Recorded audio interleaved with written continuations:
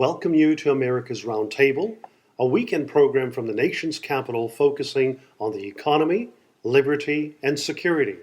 I am Joel Anand Samy, joined by co-host Natasha Srdoc, economist, co-founder of International Leaders Summit, and former contributor to the Economist Intelligence Unit. We are pleased to have guest host Becky Norton Dunlop, Vice President of the Heritage Foundation and former Director of the Ronald Reagan White House Cabinet, joining us today. We're delighted to have the Honorable Maurice McTigue. He is the Vice President of the Mercatus Center at George Mason University. He is Director of the Mercatus Center's Government Accountability and a member of its Spending and Budget Initiative and State and Local Policy. Previously, he was a member of the New Zealand Parliament and New Zealand's ambassador to Canada. Maurice McTigue is a seasoned expert on government reform, and he brings practical experience and scholarly research to the table from his distinguished career as a former cabinet minister and member of parliament in his native New Zealand. Holding 7 different minister cabinet positions during his 9 years in the New Zealand Parliament, McTigue was one of the architects of the New Zealand Miracle, which dramatically reformed the country's government and economy by implementing market-driven pro-growth policies. A farmer by trade, McTigue served in New Zealand's Parliament from 1985 to 1993 before becoming his country's ambassador to Canada. It is always great to talk to you, Maurice. Thank you for joining us. Great to be here. When we look at what transpired in the 1970s with the Carter administration and the high unemployment that we had, high interest rates, the uncertainty that America experienced during that specific time in history. And when President Reagan came into office, he talked about the importance of economic freedom. Now, the Heritage Foundation and the Wall Street Journal have published a report annually for the last 17 years called the Index of Economic Freedom. And it's been interesting to see how the United States has dropped in the last few years. Instead of being at number 1 or number 5, as perhaps most people would think that America would be at that particular level, we're at, if I'm not mistaken, right at the bottom of the top 10. Well, in fact, we've dropped from free to mostly free. And this not only is because the government has grown, the size of the national government has grown, but the amount of regulations that have been put in place in these recent years, the attacks on private property ownership in this country.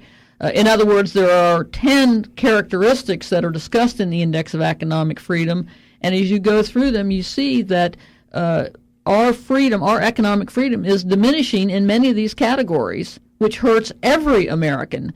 Not just the very wealthy, as some would lead us to believe. Fortunately, people can go and get this information online and see these facts laid out so that they're in a better position to share this information with their circle of influence and their friends. And hopefully we'll inform enough people about these challenges in specific ways so that they can help us get back on track in this country. Thank you, Becky. And in fact, Maurice McTigue had been part of the miracle of New Zealand, and now New Zealand is in the top 5 and certainly making significant progress. We've seen a country from Africa, actually, Mauritius, now being at the top 10, which wasn't possible years ago. They've got the flat tax. They've made a number of significant reforms. And as we look at New Zealand, Australia, some of the economies that you've mentioned have relevancy to what America could be doing. Could you elaborate on some of what you've seen in New Zealand as well as in Australia? Yes, certainly, Joel, and I think that just to pick up on something that Becky was saying, if somebody is not aware or hasn't looked at that Index of Economic Freedom, just look at the top and the bottom, and you will see that the least free countries are by far the poorest and the most free countries are by far the most prosperous. So it's no good saying that this is fine for the developed world. It works for everybody. And I think that your example of Mauritius is a great one, and that it shows that they were able to move from the bottom of the developing world all the way up to becoming one of the leading countries in terms of economic freedom, making prosperity grow as a result.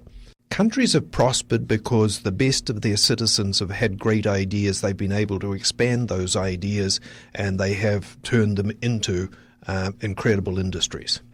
So would Henry Ford have prospered in America today? He'd had a lot of difficulty getting started. For a start, the EPA wouldn't want him to even start, and a whole lot of others would be trying to close down what he was doing. There are lots of things that I really like to term best of intentions, worst of results. Mm-hmm. And one of those is the impost that we place on employers. In Europe, they have a great equation that they do a lot and to compare different countries. And what they do is that they actually compare the take-home pay of an employee with the actual cost to the employer of employing that person. And for example, if it's Westphalia in Germany, the cost to an employer of employing somebody is 225% of the take-home pay.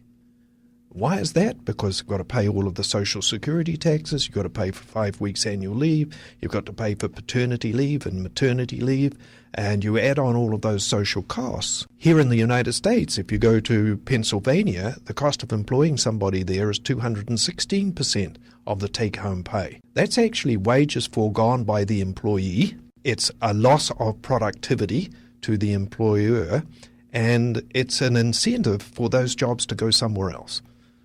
Now, as you both know, I go backwards and forwards to Eastern Europe quite a bit, and one of the places that I've been interested in has been Slovakia.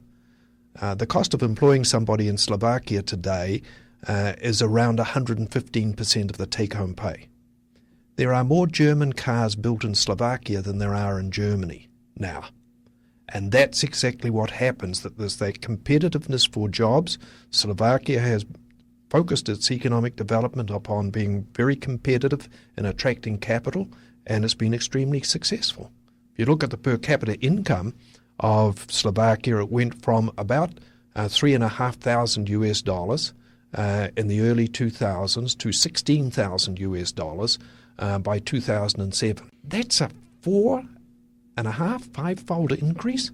That's incredible. And they did it by focusing on what's going to make us competitive. It's refreshing to know that there are political leaders out there that are actually thinking about what are the government policies that we can advance that will allow our citizens and our businesses to increase their take-home pay and to increase the production capability of those companies. Yes, one of the great things that's happening around the world is that the world is becoming interconnected. And that interconnection in the world is allowing us to learn a whole lot of things if we've got our minds open to learning.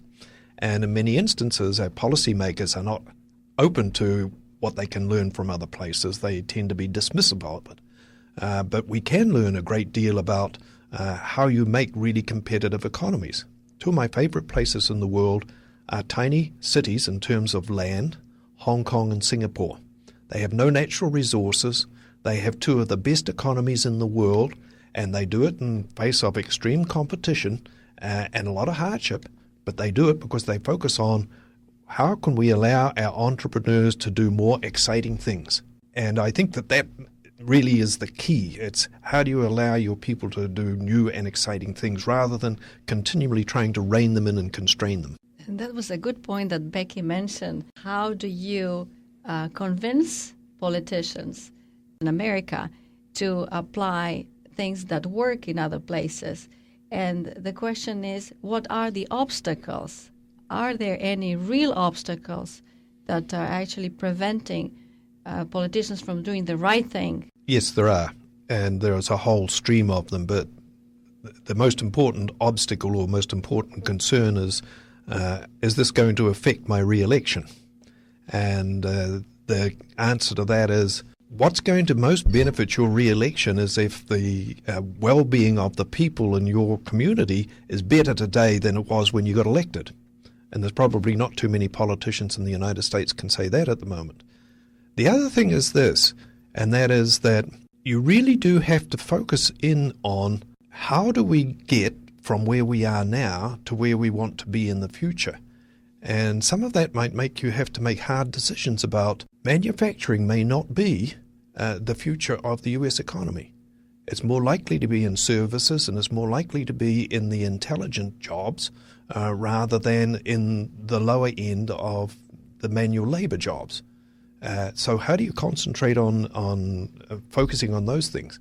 I think that around that is the opportunity that we need to be pursuing, instead of trying to look back 30, 40 or 50 years and say we want to be like we were in 1950.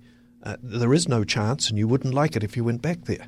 You've got to think about where you want to be in 2050 and what are the things that need to be done between now and then. It's interesting you mentioned about the importance of competition, and as we look at our newspapers or watch our television programs and to see the political rhetoric on outsourcing, rather than the importance of what we're discussing today, which is competition. And if there would be greater emphasis on competition and what America can do to make its country, its individual states more competitive so that it attracts investments rather than repelling them because of regulation, and as Becky has mentioned about even what is coming out of the EPA. We've heard numerous stories from entrepreneurs saying that they have not even ventured out on a specific endeavor. They have entrepreneurial energy, they've got resources to invest. Unwise regulation, or what we could say obstacles, have really prevented individuals from moving forward. Well, there's no question about that. And in addition to that, the way EPA regulations are written today and are in place today, even when you want to upgrade your manufacturing facility, you're talking about basically a new permit. They want you to upgrade your entire factory instead of just looking at that piece that you're tweaking or that particular area that you're improving. And it discourages people from wanting to do those upgrades.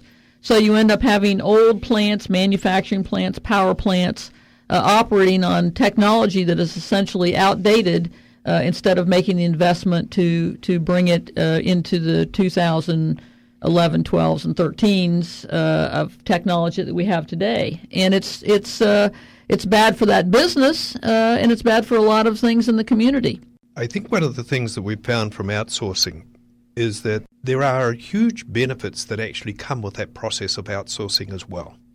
Because what we do is that we actually find that there are better practices in some places that we can import around the world.